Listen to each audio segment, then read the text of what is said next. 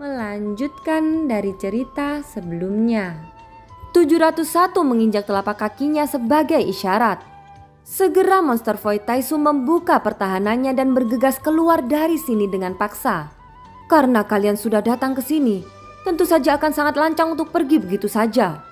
Ucap sang ratu, suaranya seperti guntur ketika jatuh ke telinga pasukan Taisu. Begitu sang ratu selesai berbicara, dia mengangkat telapak tangannya menekan kehampaan. Terlihat tubuh monster Void yang besar di kedua sisi itu tiba-tiba bergerak. Dan dua tekanan yang sangat kuat menyelimuti mereka seketika. Setiap gerakan yang dilakukan pada saat ini berhenti dengan tiba-tiba. Dan kemudian dua monster Void Taisu jatuh ke tanah dengan keras. Setelah melumpuhkan dua monster Void, sang ratu memandang Zuchi. Zuchi juga mengerti bahwa inilah saatnya bagi mereka untuk bergerak. Zuchi mengangkat tangannya sebagai isyarat.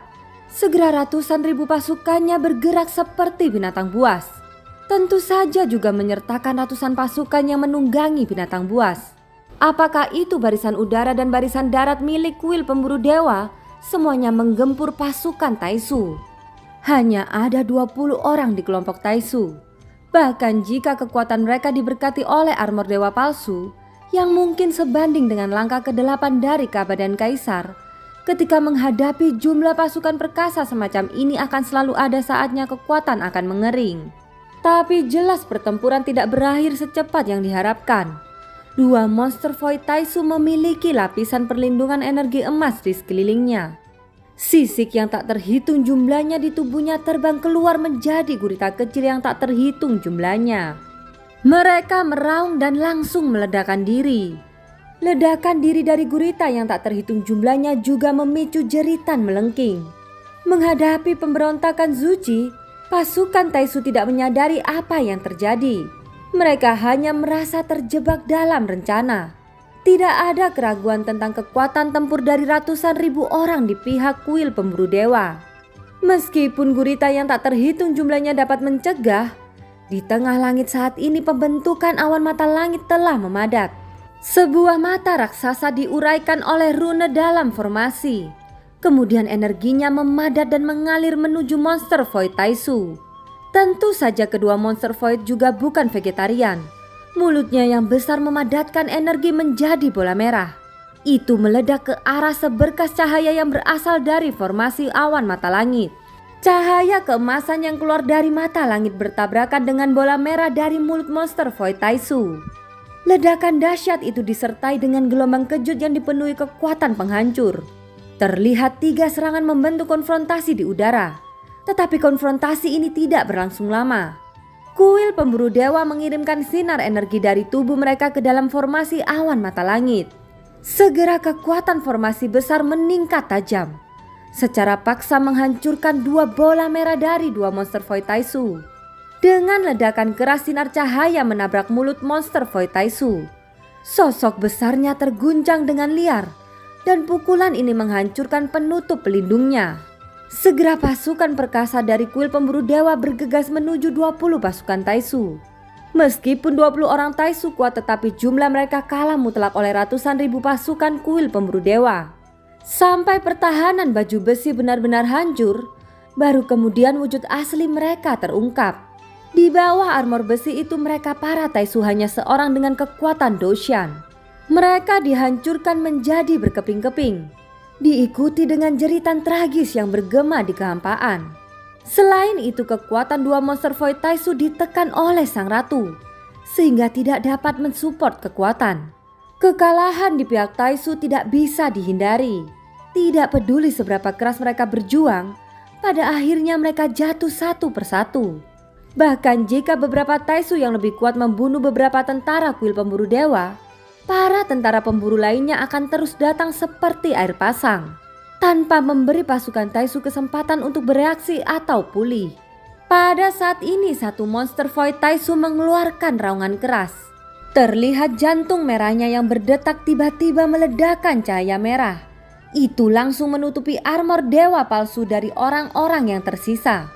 Bahkan sebagian besar baju besi dewa palsu di tubuh 701 rusak.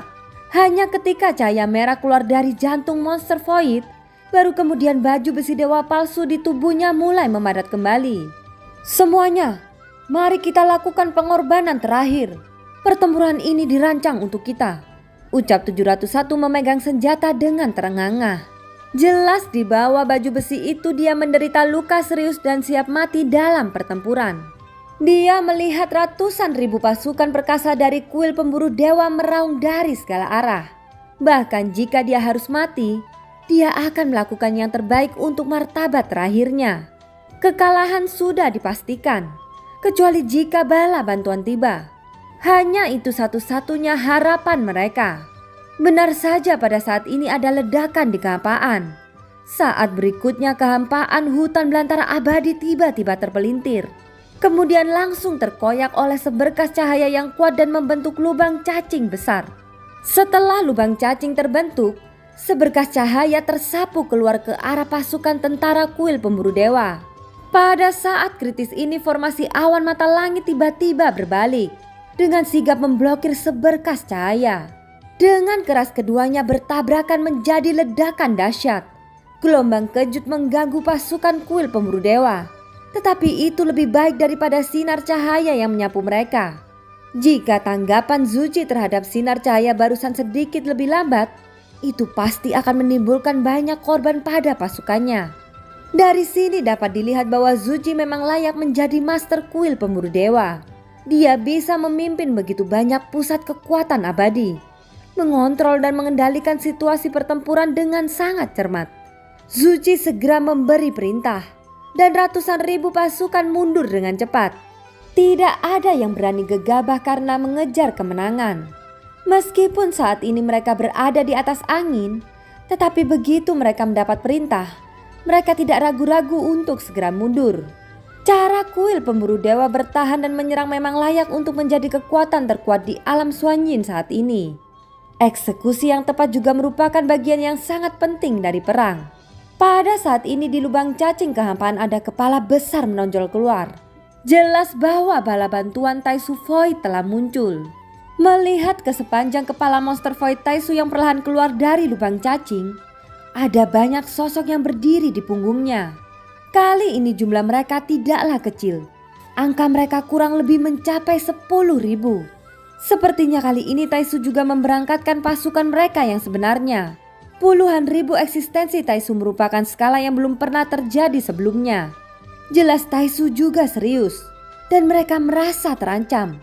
Melihat pasukan Taisu yang perkasa ini, Zuchi tidak bisa menahan senyum pahit. Awalnya dialah yang menginginkan bala bantuan Taisu agar datang ke sini. Tapi sekarang entah bagaimana dia telah menjadi musuh mereka. Jika dia tahu ini, dia seharusnya tidak menyuruh 701 memanggil bala bantuan. Zuchi tidak bisa menahan diri untuk melihat sang ratu. Apa yang kau khawatirkan untuk orang-orang seperti itu? Kuil pemburu dewamu pasti bisa membersihkan para sampah Taisu, ucap sang ratu tersenyum. Mendengar ini kepala Zuchi ditutupi garis hitam dan dia langsung menyalahkan dirinya sendiri.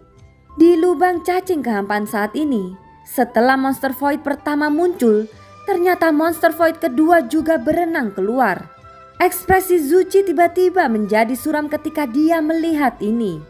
Perang ini telah berkembang di luar harapannya. Untuk saat ini bahkan jika kuil pemburu dewa dapat melawannya, dia harus membayar harga yang sangat mahal. Dan harga seperti itu bukanlah yang ingin dilihat Zuchi. Meskipun tidak banyak sosok di kepala kedua monster void kedua, tetapi aura mereka jauh lebih kuat dari yang pertama. Di belakang kedua monster void Taisu, sosok yang berdiri di garis depan kerumunan melihat sekeliling. Sosok ini berbeda dari orang-orang Taisu di sekitarnya. Biasanya semua orang dari Taisu mengenakan armor penutup kepala. Dan hanya sosok ini yang benar-benar menunjukkan wajahnya. Sosok itu memiliki alis yang tebal dan mata yang tajam. Dan keagungannya bisa dirasakan dari penampilannya. Tatapannya segera beralih di kedua monster void yang jatuh di bawah dan sepertinya tidak bisa bergerak. Melihat tim dengan hanya selusin orang yang tersisa, tatapannya akhirnya terkunci pada 701. 701, apa yang sebenarnya terjadi? Ucap sosok itu. Melihat bala bantuan datang, air mata memenuhi mata 701 di bawah baju besi. Lagi pula jika mereka datang sedikit lebih lama, dia mungkin akan dicabik-cabik oleh kuil pemburu dewa. Tuan Xinghui, kuil pemburu dewa melakukan serangan dan menyatakan perang. Mereka di sana, ucap 701 mengangkat tangannya menunjuk ke kerumunan kuil pemburu dewa. Kuil pemburu dewa? Ucap pria bersama Xinghui melihat ke arah ratusan ribu pasukan kuil pemburu dewa. Di mana ketua kuil pemburu dewa? Ucap Xinghui berteriak dengan suara dalam. Avatar Zuchi mengangkat kepalanya dan melihat sosok Xinghui berdiri di sana. Kakekmu ada di sini, ucap Zuchi melambaikan lengan jubahnya. Sudut mulut sang ratu juga sedikit terangkat ketika dia mendengar kata-kata itu. Meskipun dia tidak memiliki kesan yang baik tentang Zuchi, tetapi temperamen Zuchi sama persis seperti Xiaoyan. Dia dan Xiaoyan adalah reinkarnasi dari Zuzang. Jadi tidak mengherankan bahwa keduanya sedikit memiliki kesamaan dalam sikap. Kuil pemburu dewa memang cukup berani. Jika itu sebelumnya mungkin Taisu tidak ingin memprovokasi kuil pemburu dewamu. Tapi aku tidak menyangka kamu akan berani mengambil inisiatif untuk memulai perang. Sudahkah kamu siap melihat kuil pemburu dewamu hancur? Ucap pria Taisu bernama Xinghui berkata dengan dingin. Dalam kata-katanya dia tidak pernah menganggap serius kuil pemburu dewa. Alasan mengapa dia tidak pernah mengambil tindakan terhadap kuil pemburu dewa adalah karena Taisu merasa bahwa kuil pemburu dewa sama sekali tidak menimbulkan ancaman bagi mereka. Tapi sekarang kuil pemburu dewa telah sepenuhnya memprovokasi Taisu.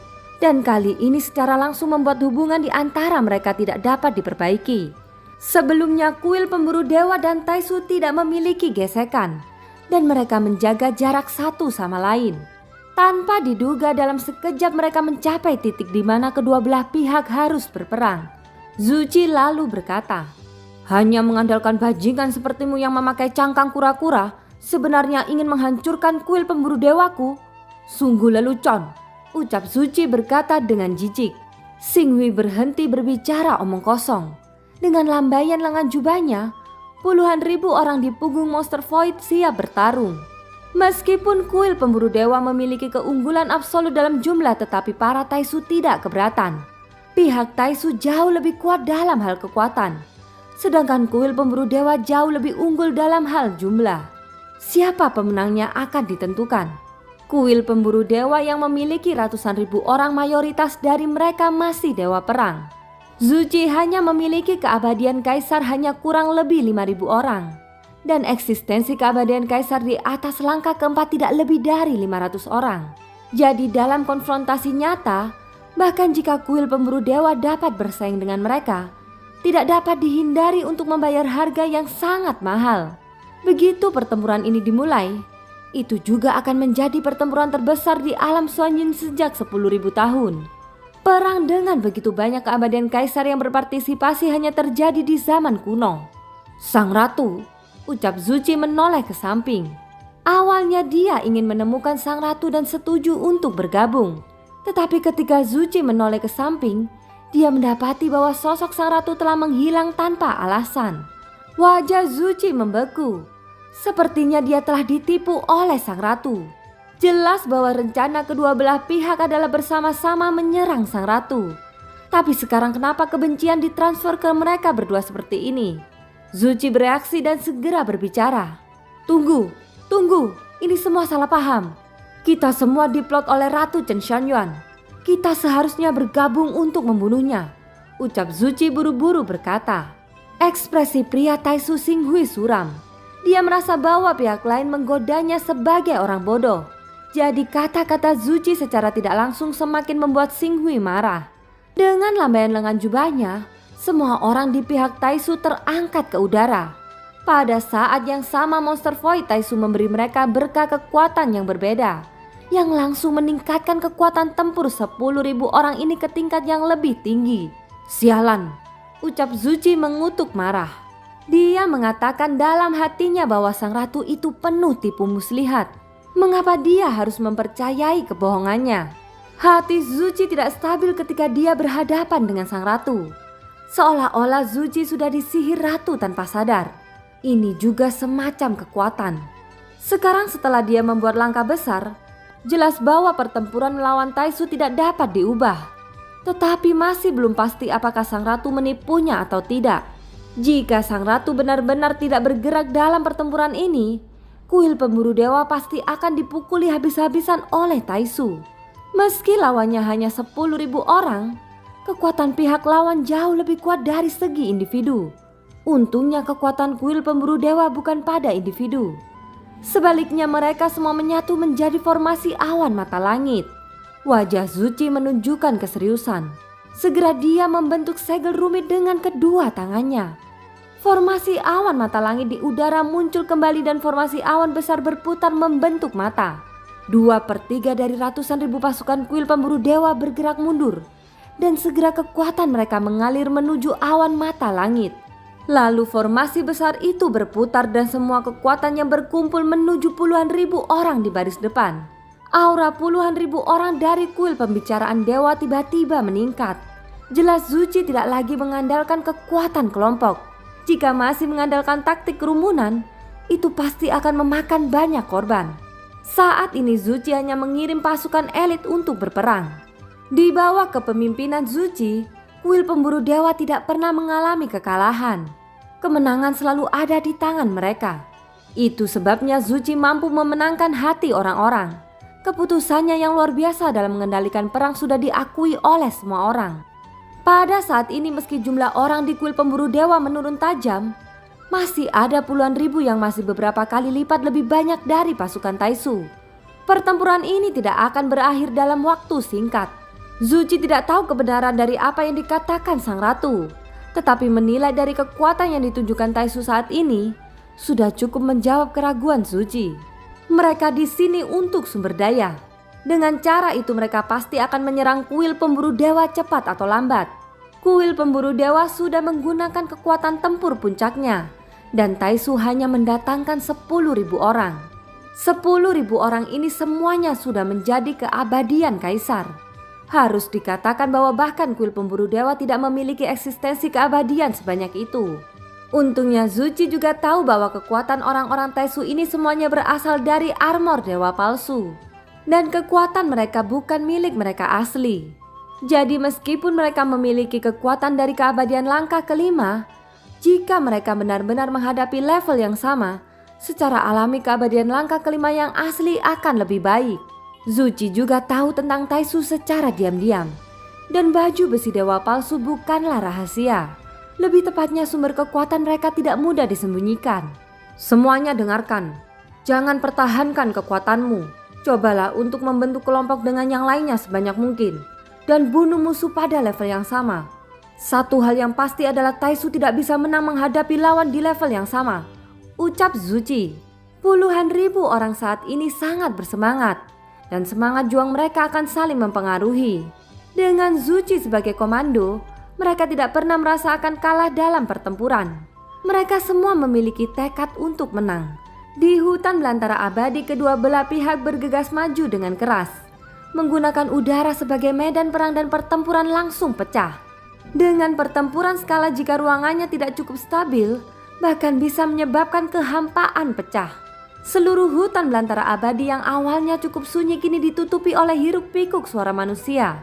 Serta gemuruh pertempuran yang memekakan telinga dan jeritan-jeritan tidak ada habisnya. Selama pertempuran berlangsung hanya ada hidup dan mati. Perang antara kuil berburu dewa dan Taisu hanya bisa dihentikan jika satu pihak kalah. Dan film pun berakhir. Terima kasih ya yang sudah nonton Nobas sampai akhir. Sampai jumpa.